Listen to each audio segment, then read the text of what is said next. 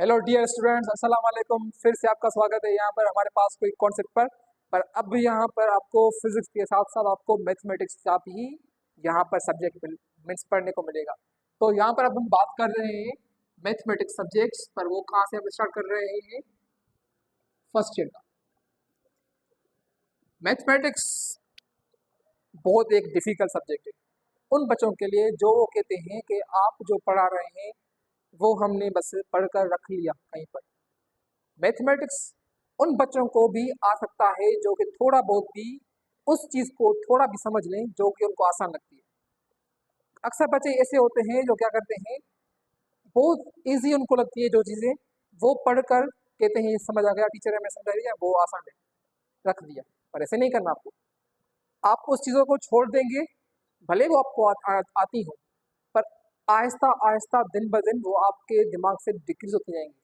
उनकी चीज़ें जो आगे चलेंगी मीन्स उसके उनके साथ जो रिलेटेड होंगी वो भी आपको आने डिफिकल्ट हो सकती है। तो इसीलिए मेरा ये पहला लेक्चर है मैथमेटिक्स का। तो आप यहाँ पर जो भी मैं आपको पढ़ाऊँ तो उसको बहुत फिक्र मीन्स उसको आपको फोकस में रखें। सबसे पहले हमारा चैप्टर जो है वो क्या है? सेट है। नंबर सिस्टम के हिसाब से सेट हमारे पास है। जब हम सेट की बात करते हैं तो सेट का हमारे पास किसने कॉन्सेप्ट किया था? जॉर्ज केंटर ने। जॉर्ज केंटर ने इसका जो कॉन्सेप्ट दिया था 18th सेंचुरी के हिसाब से, तो उसने ये हमें बताया था कि collection of well defined and distinct objects is called set. अब इसका ये अक्सर बुक्स में लिखा हुआ होता है, पर थोड़ा समझें तो ये क्या कहना चाहता है। कलेक्शन मीन्स एक मजमुआ, ग्रुप। वेल डिफाइंड मीन्स वो चीज़ें आपको अच्छी तरह से समझ आना हो, मीन्स आपको वो पता हो कि वो चीज़ें क्या है। डिस्टिंक्ट मीन्स एक दूसरे से सेपरेट सेपरेट या डिफरेंट, यहाँ फर्क होना हो। तो एक ऐसा मजमुआ जो आपको समझ आना हो, समझ आया हो कि वो क्या चीज़ें हैं, जिसका आपके पास कलेक्शन है, जिसका आपके पास मजमुआ है, और उसका जो डिस्टेंट ऑब्जेक्ट्स आपस में एक दूसरे से क्या है, डिस्टिंक्ट है, तो उसको आप क्या कहते हैं? सेट कहते हैं। अब जब सेट की बात आ गई तो हमें इसको रिप्रेजेंट करना है, मीन्स इसको समझना है या इसको लिखना है। तो वो कैसे होगा? Representation of set. सेट को किस तरह से रिप्रेजेंट करते हैं? इसके पास इसमें हमारे पास कितने रूल्स हैं? 3। नंबर 1, जब आप किसी सेट को रिप्रेजेंट करते हैं तो कैपिटल लेटर से क्या करते हैं? रिप्रेजेंट करते हैं। कैपिटल लेटर से सेट को रिप्रेजेंट करते हैं। उसके बाद जो उसके अंदर बॉडी है, नंबर 2, बॉडी में आप क्या करते हैं? करली नहीं, सॉरी, फ्लावर ब्रैकेट्स यूज करते हैं। वो कौन सी आपके पास ब्रैकेट है? फ्लावर, इसी तरह की सी। नंबर 3 इसका जो रूल है, इसके जो एलिमेंट होते हैं उनको आप स्मॉल लेटर्स में लिखेंगे। स्मॉल लेटर्स में, स्मॉल लेटर्स। अगर मैं यहाँ पर एक नीचे सेट लिखूँ तो सब इस तीनों के साथ अगर मैच होगा तो हम कहेंगे क्या है वो हमारे पास सेट है, अदरवाइज नहीं है। सबसे पहले मैंने लिखा कैपिटल लेटर ए। अब एक इक्वलिकेशन में ब्रैकेट यूज करूंगा, फ्लावर ब्रैकेट। अब जो मैं एलिमेंट्स यहाँ पर लिखूंगा, थर्ड रूल क्या है? स्मॉल लेटर्स, ए कामा बी कामा सी। मैंने 3 यहाँ पर उठा लिए इसके एलिमेंट्स, तो ये मेरा सेट कहलाएगा। अदरवाइज एक भी इसमें चेंजिंग होगी तो ये मेरा सेट नहीं कहलाएगा। सही। अब आते हैं सेट के टाइप्स कितने हैं? Types of set. सेट के टाइप्स हैं 3। और मीन्स आप क्या सकते हैं, मीन्स हम सेट को किस फॉर्म्स में लिखते हैं? Form of set, sorry, forms of set. Set को आप किस किस सूरत में लिख सकते हैं? नंबर 1 आते हैं टेबुलर फॉर्म, जिसको आप यूजुअली क्या कहते हैं? रोस्टर फॉर्म, या रोस्टर फॉर्म भी कह सकते हैं आप इसको, रोस्टर फॉर्म। और दूसरा आपके पास है डिस्क्रिप्टिव फॉर्म। क्या है आपके पास? Descriptive form. और तीसरा आपके पास है जो कि बहुत मुश्किल भी होता है पर वो इजी भी हम बना सकते हैं, वो होता है set builder form. Builder form. अब जो न्यू यहाँ पर बच्चे हैं तो यहाँ पर थोड़ा ध्यान दें। टेबुलर फॉर्म में हम अगर सेट को लिखते हैं तो जस्ट उसमें हम क्या करेंगे, उस सेट के अंदर जो एलिमेंट्स होंगे उनको नंबर्स की सूरत में हम लिखेंगे। तो यहाँ पर लिखें a set, a form of set which represent by numbers। एक ऐसा सेट का फॉर्म जो क्या करे, नंबर्स को रिप्रेजेंट करे या नंबर्स की सूरत में आप उसको लिखें तो वो क्या कहलाएगा आपके पास टेबुलर या रजिस्टर फॉर्म।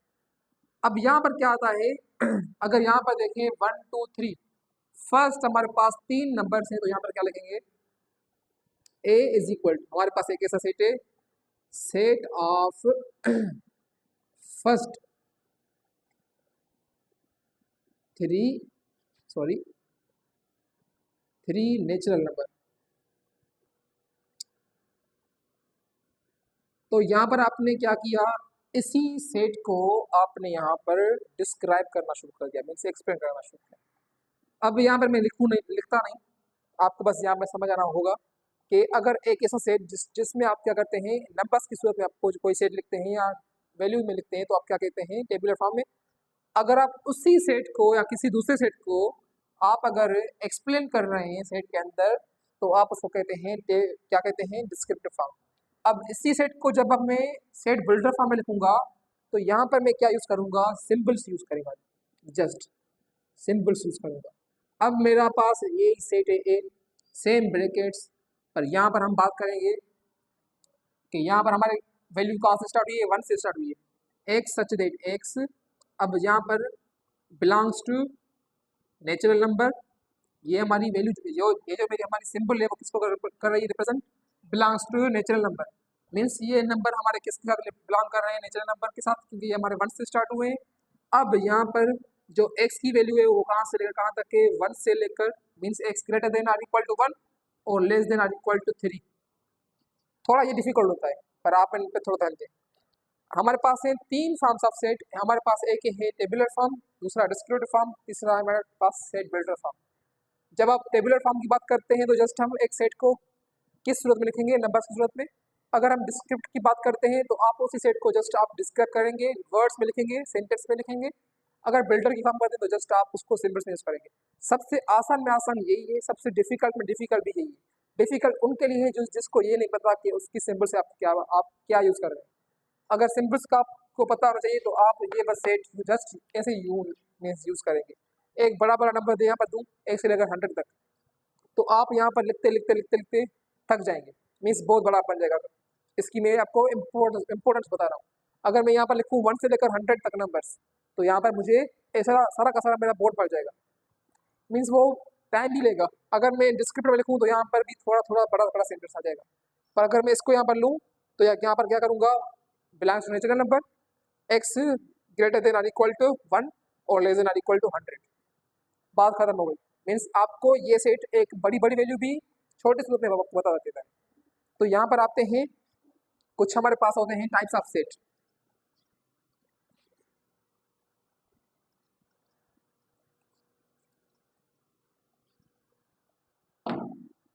यहाँ पर हमारे पास है टाइप्स ऑफ सेट। सेट के कितने टाइप्स हैं नोट करते रहना। सबसे पहला हमारे पास होता है फाइनाइट सेट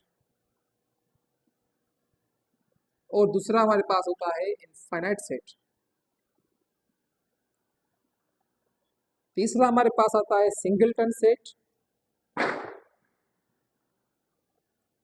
और भी बहुत सारे हैं जैसा कि आपके पास है एम्प्टी सेट, एम्प्टी, नल, या आप इसको वाइट सेट भी कह सकते हैं। नल सेट आपको क्या कहते हैं, फाइनाइट सेट एक ऐसा सेट जो कि क्या करे, जिसमें आपके पास जो एलिमेंट्स हो वो क्या हो, काउंटेबल हो। एक ऐसा सेट जिसके पास क्या हो, काउंटेबल एलिमेंट्स हो, तो वो क्या कहलाएगा, finite set. A set which has countable elements, एक ऐसा सेट जिसमें आपके पास क्या हो, काउंटेबल एलिमेंट। सपोज करें मेरे पास एक ए सेट है, ए बी सी मैंने लिख लिया, तो ये आप काउंट कर सकते हैं। तो इसी तरह से आप इसको क्या कहते हैं, फाइनाइट सेट। अगर इनफाइनाइट सेट की बात करूं तो अ set which has uncountable uncountable elements. Elements आप उसको कहते हैं जो कि उसके अंदर वाले ऑब्जेक्ट्स होते हैं। अब एक इस तरीके का सेट जिसमें आपके पास क्या हो, अनकाउंटेबल एलिमेंट्स हो, तो आप उसको क्या कहते हैं, इनफिनिट सेट। इसी सेट को मैं ऐसे लिखूं A B C data data लगा लूं तो मुझे पता नहीं कहाँ पर खत्म हो रहा है। अगर इसका थोड़ा फिजिकल सेंस लें, सेट ऑफ हेयर्स, आप हेयर को काउंट नहीं कर सकते। Set of stars in the sky, आप स्टार्स को भी नहीं काउंट कर सकते। तो यहाँ पर आते हैं singleton set. A set which has only one element. एक इस टाइप का सेट जिसमें आपके पास सिर्फ और सिर्फ एक एलिमेंट हो, ओनली वन एलिमेंट, तो वो सेट क्या कहलाएगा, आपका सिंगलटन सेट कहलाएगा। Example A is equal to A, एक ऐसा सेट जिसमें हो ही एक एलिमेंट, उसको आप क्या कहते हैं, सिंगलटन सेट। अब एम्प्टी नल या वाइड सेट किसको कहते हैं, a set which has no element. एक इस तरीके का सेट या इस टाइप का सेट जिसमें कोई भी एलिमेंट ना हो, तो मैं उसको क्या लिखूंगा, खाली लिखूंगा। ये सेट हमारे पास बहुत सारे आगे यूज होंगे ऑपरेशंस में, union, intersection, cross product, Cartesian product, और क्या कह लें, symmetric difference, difference, complements, order के हिसाब से बहुत सारी इसकी प्रॉपर्टीज हैं जो कि हम अगले लेक्चर में आपको सारी की सारी बता देंगे डी मॉर्गन्स लॉ के थ्रू। और अगर आपको इस टॉपिक के अंदर कोई भी सवाल हो तो आप कमेंट सेक्शन में बता देना और आगे ये शेयर भी करना। Thank you. और यहाँ पर सब्सक्राइब कर लेना और लाइक भी कर लेना।